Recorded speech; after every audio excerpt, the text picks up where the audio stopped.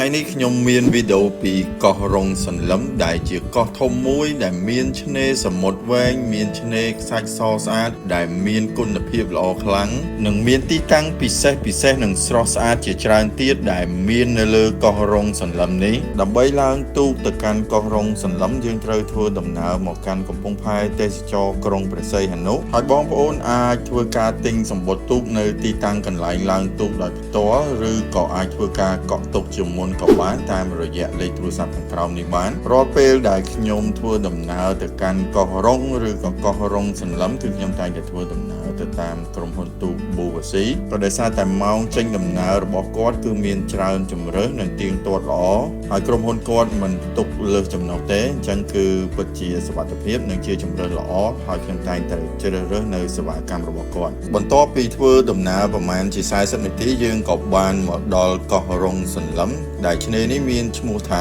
ឆ្នេរសារ៉ាសិនគឺជាឆ្នេរដែលវែងជាងគេនៅទឹកដីកោះរ៉ុងសន្លឹមនេះហើយនេះជាកន្លែងដែលខ្ញុំបានមកស្នាក់នៅទីនេះពិតជាមានបរិយាកាសស្ងប់ស្ងាត់ល្អខ្លាំងណាស់ហើយខ្ញុំក៏ចង់ចែករំលែកកន្លែងដែលខ្ញុំបានស្នាក់នៅនេះជូនបងប្អូនទាំងអស់គ្នាឲ្យបានស្គាល់ដែរទីនេះមានឈ្មោះថា Eden Beach Resort by EHM ខ្ញុំពិតជាមានអារម្មណ៍ថាចូលចិត្តកន្លែងគេងមួយនេះខ្លាំងក៏ដោយសារតែការរៀបចំកន្លែងរបស់គាត់នៅតំបន់សមុទ្រទេប៉ុន្តែមានដាំដុះរុក្ខជាតិជាច្រើនប្រភេទខ្ញុំមានអារម្មណ៍ថាដូចកំពុងតែស្នាក់នៅតំបន់ព្រៃភ្នំអញ្ចឹងបែបនេះហើយវាធ្វើឲ្យកន្លែងដែលយើងស្នាក់នៅពិតជាមានអាកាសធាតុត្រជាក់ល្អនិងទទួលបានអារម្មណ៍ស្រស់ស្រាយមែនទែនហើយនៅពេលយប់ឡើងគឺខាង resort គេមានជា fire show ការសម្ដែងនេះគឺពិតជាលយខ្លាំងហើយនេះក៏ជាលើកទី1ដែរដែលខ្ញុំបានឃើញការសម្ដែងបែបនេះផ្ទាល់ទាំងអស់គ្នានៅពេលដែលមកលេងនៅកោះ